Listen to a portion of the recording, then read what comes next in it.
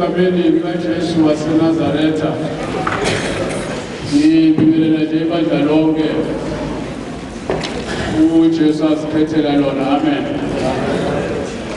ibingelela amabhishophi omama umengameli omama abafundisi omama abavangeli kanye nomama ngokukhethekile ngibingelele umndeni wakwamaphosa amen bese ngibingelela usenior wethu uJJ Mashinini ngelihle igama kanye nomama sizothi nje siyathoba epholini babo haleluya inkulumo yami incane kakhulu kodwa inkulu haleluya ngoba kuthiwa ngizochaza ukuthi kubaluleke kangakanani noma kubaluleke ngani ukuordinwa komuntu omusha haleluya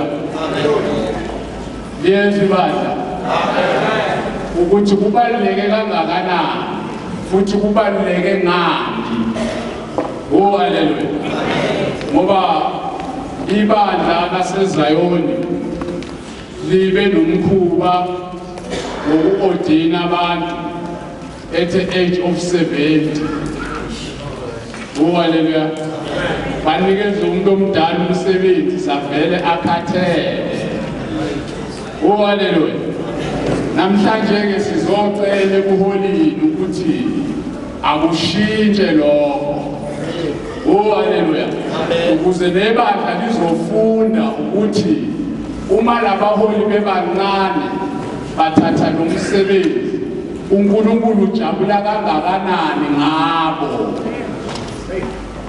haleluya siyazi ukuthi uma umholi aqeda ukugqokiswa ibread yaxabana haleluya asala umholi nowakwakhe sebaphethe ingubo basele bodwa haleluya babanga nje into encane yokuthi akasakhona uku-athenda haleluya inkinga ukuthi ibandla limkodene vele inyama namathambo kungasavumi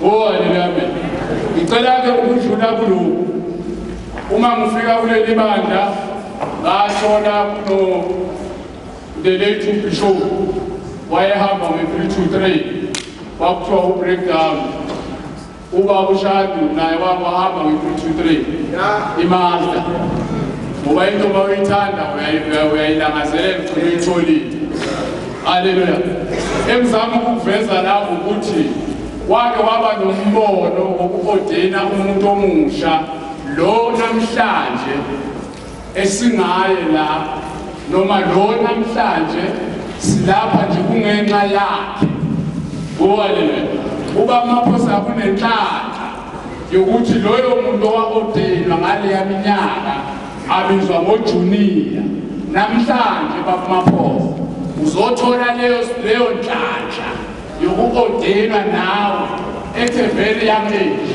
isilungu leso ngibazana haleluya isilungu leso haleluya angakhulumile ingane kwayo usenior wethu baba uJJ Mashinini igama likaJay latholakala lapha. Haleluya. Babujunior ngalesa sikhathi ngoba wayemncane ukungena kuleyo position. Haleluya.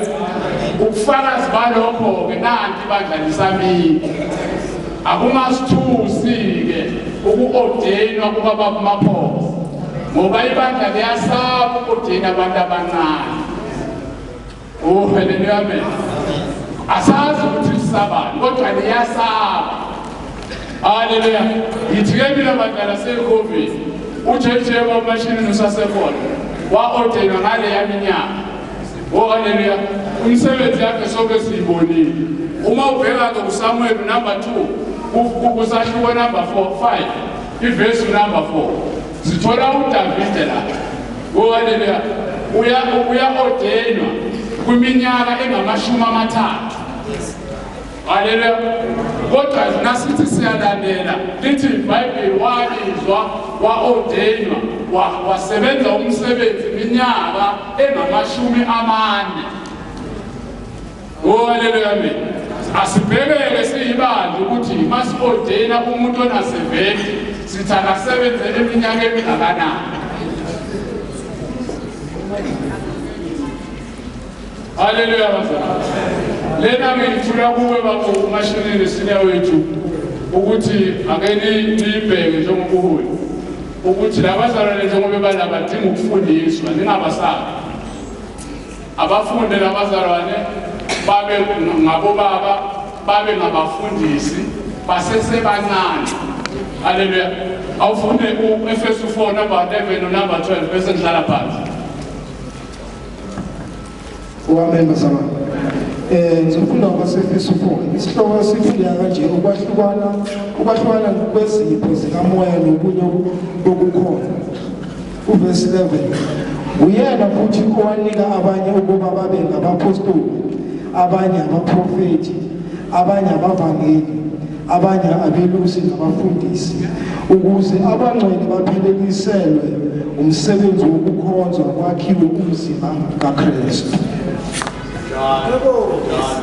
Haleluya. Uyena. Haleluya amen.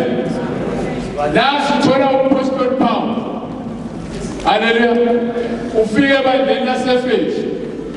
Uxoxa indaba encane uthi munye umzimba. Haleluya. Munye umoya. Yinye inkosi.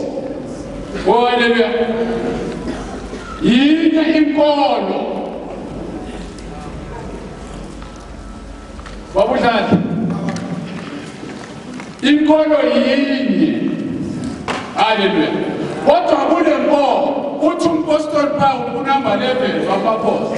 Kudingeka kube nabaprofeti. Kudingeka kube nabavangeli. Kudingeka kube nabafundisi. Nakho. Haleluya. Kudingeka kube nabelusi. Kunamba 12 ukuze ibandla likaNkulunkulu elingcwele lipheleliswe ekukhonzeni. Haleluya. Uma selikhonze bese selikhonzile bese kwapheyiwa umzimba kaKristu. Ngoba kungenzeka ibandla ligcwele kodwa umzimba kaKristu awukwakhiwa. Kungenzeka ibandla libangikhundla noma libangamaposition awukakhiwa umzimba kaKristu.